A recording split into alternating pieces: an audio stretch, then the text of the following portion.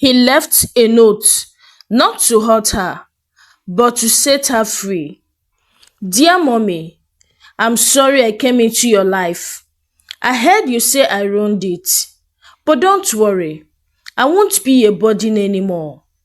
She thought he was just a child, too young to understand her pain, but he heard every word. How it all started. Miriam was not a wayward girl.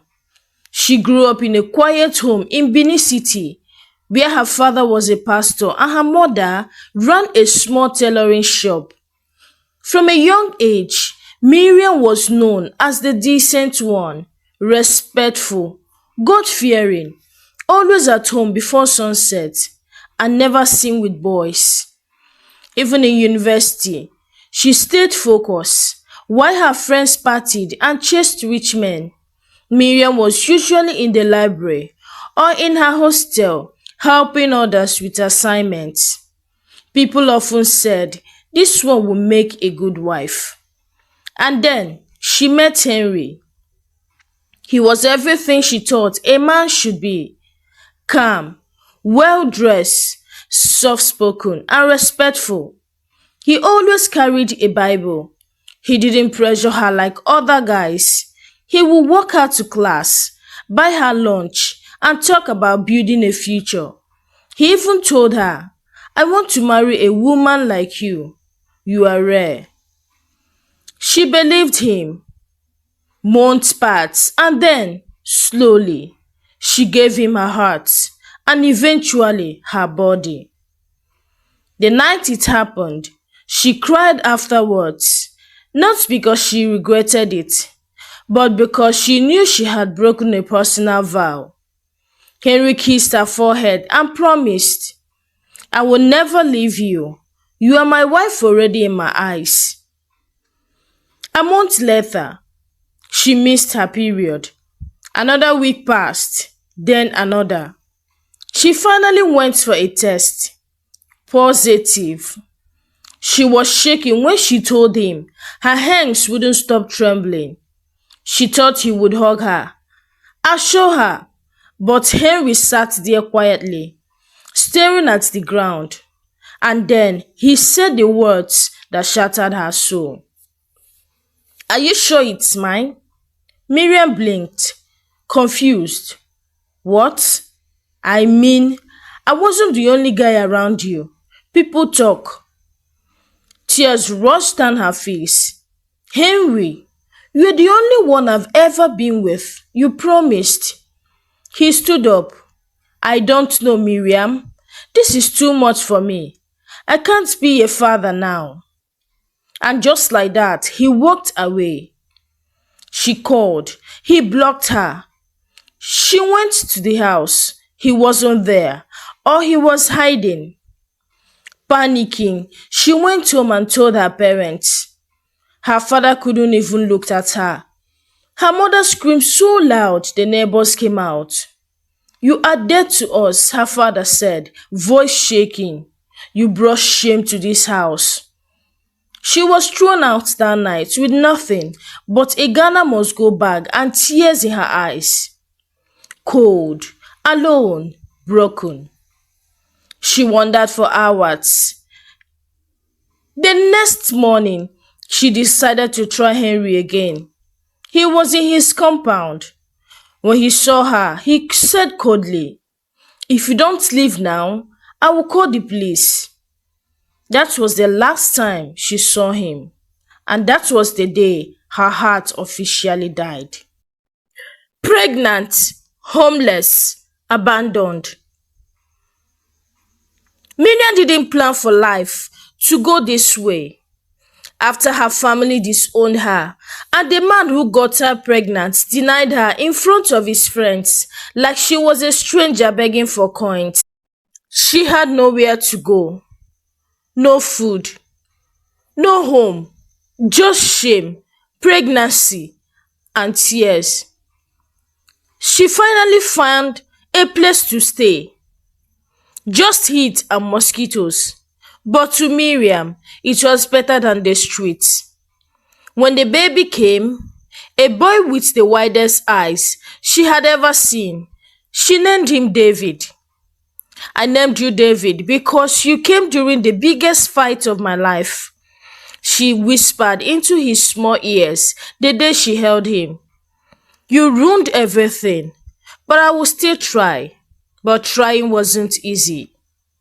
Years later, Miriam washed people's clothes for small change. She cleaned shops, ran errands, and begged bus conductor for transport fare.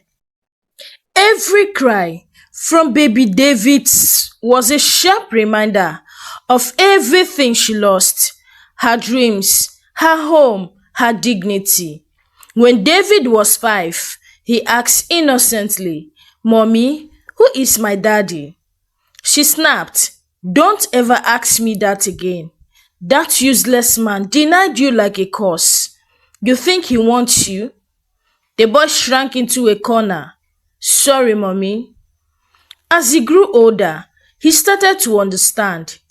At 7, David stopped asking about his father. At 8, he started helping Miriam wash plates at the roadside buka. At 9, he cleaned their one-room apartment after school. At 10, he cooked rice for her birthday with the money he saved from helping the mechanic. But nothing was ever enough. The words that killed. One evening, after a long frustrating day, Miriam came home and saw David sitting quietly, his homework done, the room clean. Why are you staring at me like that? Go and sleep, she hissed. David stood slowly. Mommy, did I destroy your life? She froze. What did you say? I hear you talking on the phone.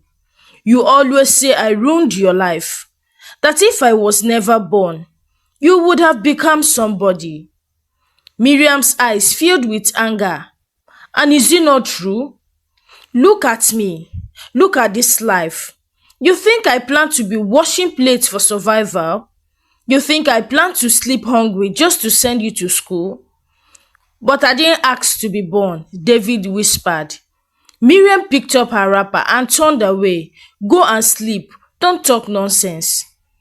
That night, David cried himself to sleep again. On her next birthday, Miriam came back home to a silent house. No laughter, no excited happy birthday mommy from her son. Just a letter on the table. She opened it, expecting a birthday card. What she read broke her. On today's special day, I want you to be the happiest parent ever. You always tell me every day that happiness left your life the day I was born. You told me Dad left you because of me. So today, I want to change things. I want you to be very happy and live as if I never existed. You told me you would never look at me with love, but I always loved you and admire you as the best mom on earth. I hope one day you will think of me. I hope in heaven you will finally hold me and kiss me. The best gift I could give you is living your life as you've always told me you wished I was never born. I love you, Mommy. Happy birthday. She screamed. She dropped to the ground, holding her chest as her world collapsed. Her sobs were loud, raw, and filled with regret, but it was too late. The gift her son gave her was his absence. Miriam sat on the cold floor of the room she once shared with her son, the letter lying on her lap like a curse. She couldn't breathe. She couldn't cry loud enough to release the pain choking her chest. David, David, please, come back. I didn't mean it, she wailed, rocking back and front like a mad woman. You were all I had.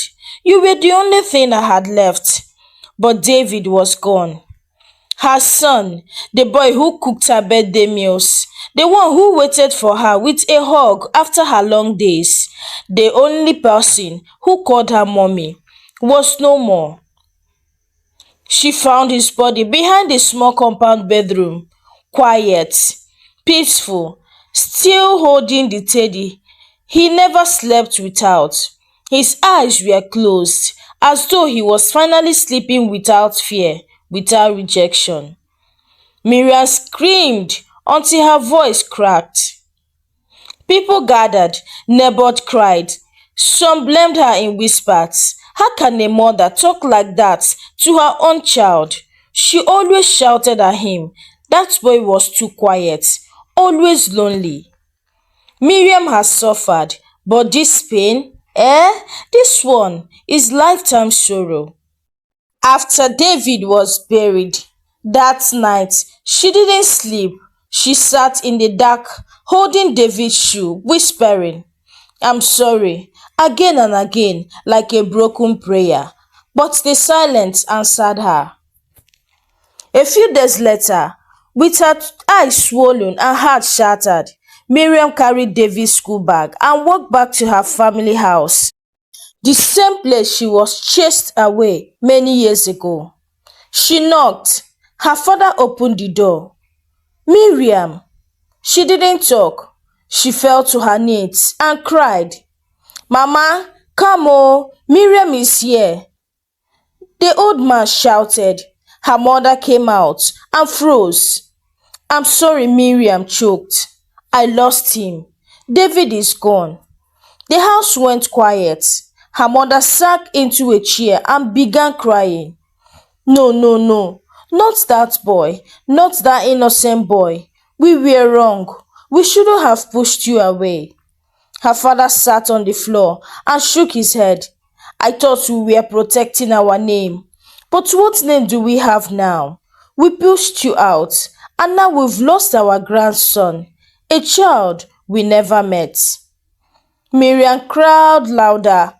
"I wish I had hugged him more. I wish I had told him he was my joy," she whispered. Her mother crawled to her and held her. "We will carry this pain together, but we will never forget him." Miriam now lives with her parents. She no longer talks much. Every morning, she places David's school bag on the chair and says, "Good morning, baby." At night, she hugs his teddy and whispers, "I love you." Her father built a small bench under a mango tree in the backyard and named it David's Corner. Sometimes they sit there in silence, mourning the boy none of them appreciated until it was too late.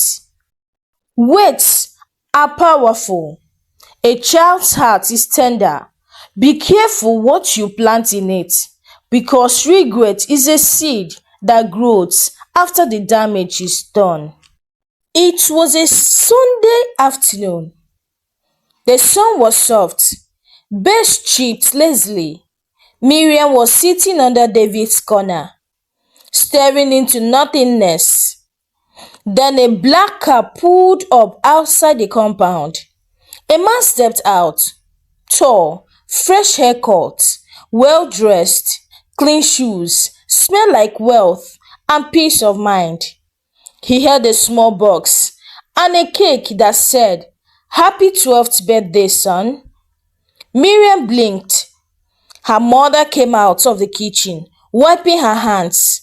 Her father paused his weeding and looked up. The man cleared his throat nervously. "Good afternoon. I'm looking for Miriam." She stood up slowly. She knew that voice, that face. Her eyes widened. "You?" The man smiled awkwardly. "Miriam, it's me, Henry." Her knees almost buckled. Henry, the one who ruined her life. The one who told her, "That child isn't mine," and disappeared.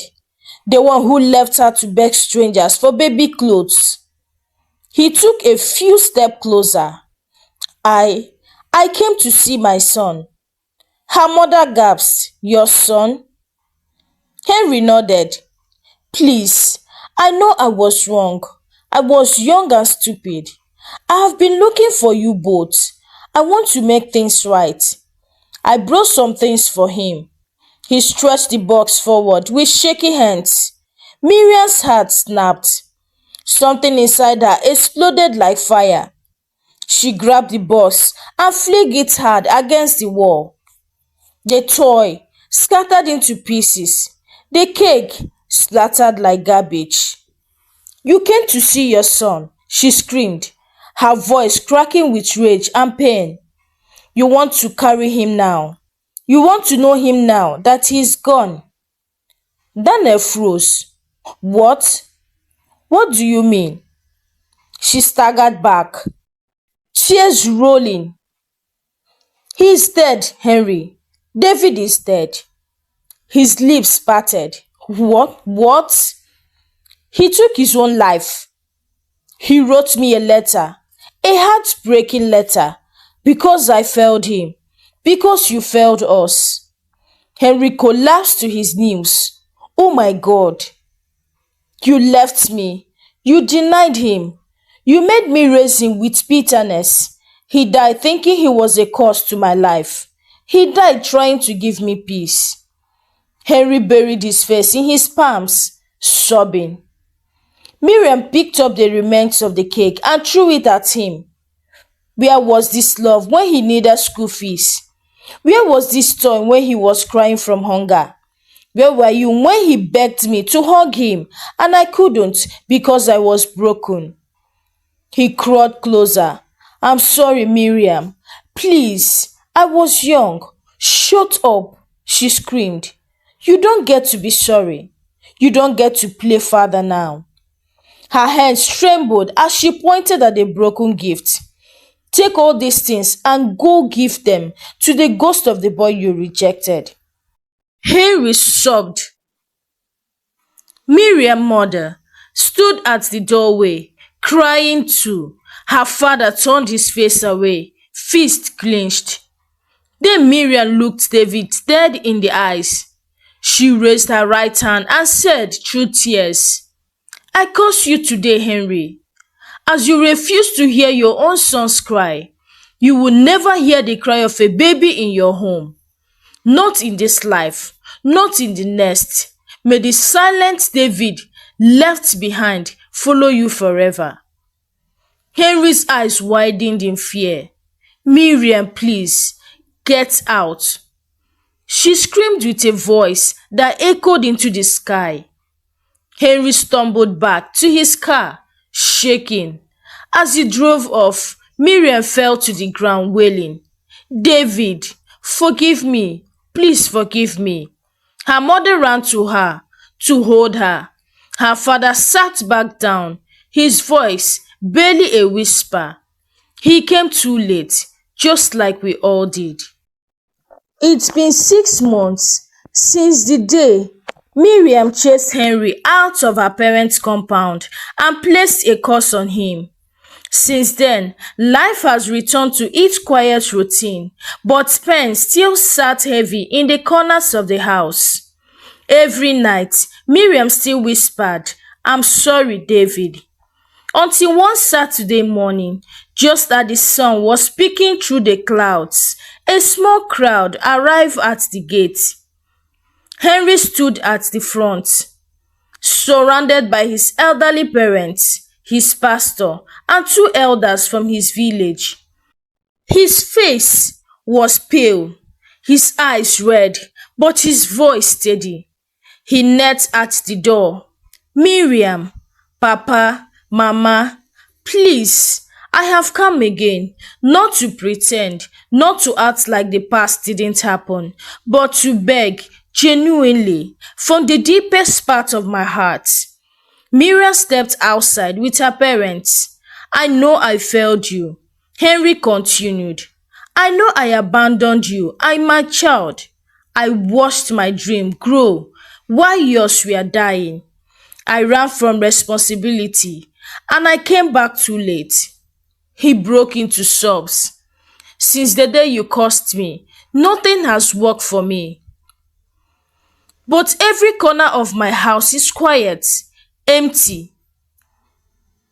His mother stepped forward, knelt beside him, and added, "My daughter, please forgive my son. He made a terrible mistake. But don't let pain swallow two lives. If David could speak now, I believe he would want peace, not hatred." The pastor also stepped forward. "Miriam, you have every right to be angry, but there is healing in forgiveness, not for him, for you." Miriam said nothing. She looked at the man who once rejected her, the man who caused her to raise a child alone in tears, the man she caused from her bleeding heart. Then she looked at the crowd, the hope in Henry's eyes, and she remembered David's smile, that innocent face, that soft voice. She whispered, mostly to herself, "Holding on to hate won't bring David back, but maybe letting go will allow me to live again." She knelt quietly and touched Henry's shoulder. "I forgive you." Gasps and whispers filled the compound. Henry held her feet and wept. "Thank you. I will never deserve your kindness, but I will never waste it again." Miriam's father cleared his throat. "So, what happens now?" Henry stood up, looked Miriam in the eyes. "I want to marry you, Miriam, not to cover shame, but to honor your strength. You carried the pain of two people for 12 years. You deserve peace, love, and a home." Miriam looked at her mother.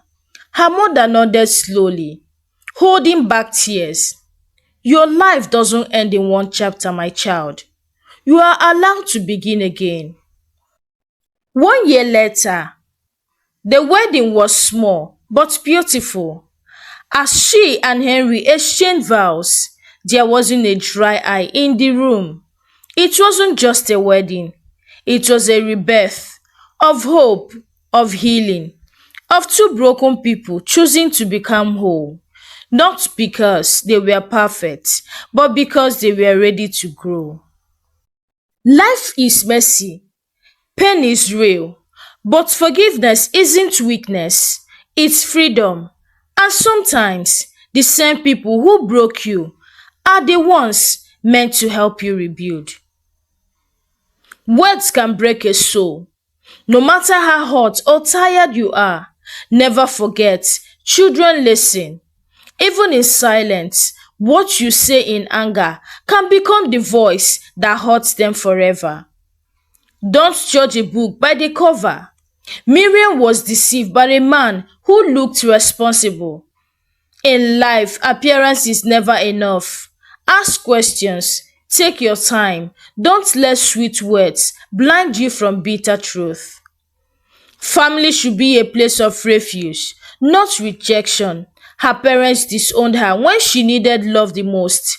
Let this be a reminder: when someone falls, lift them. Don't push them further into darkness.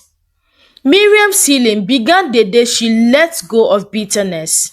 Forgiveness doesn't erase the past, but it gives your heart permission to breathe again.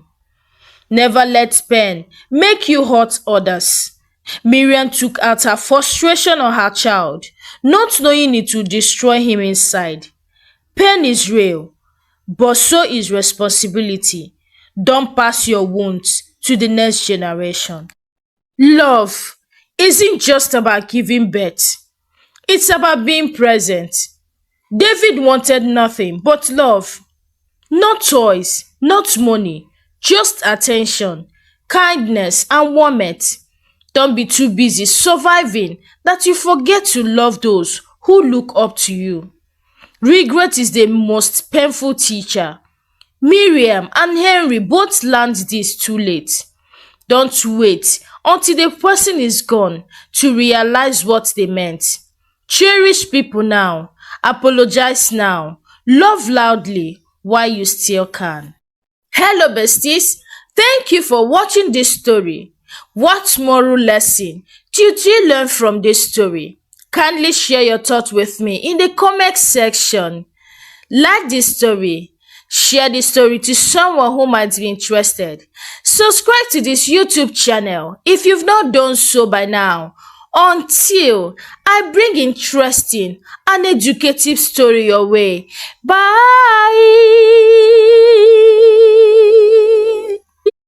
for now.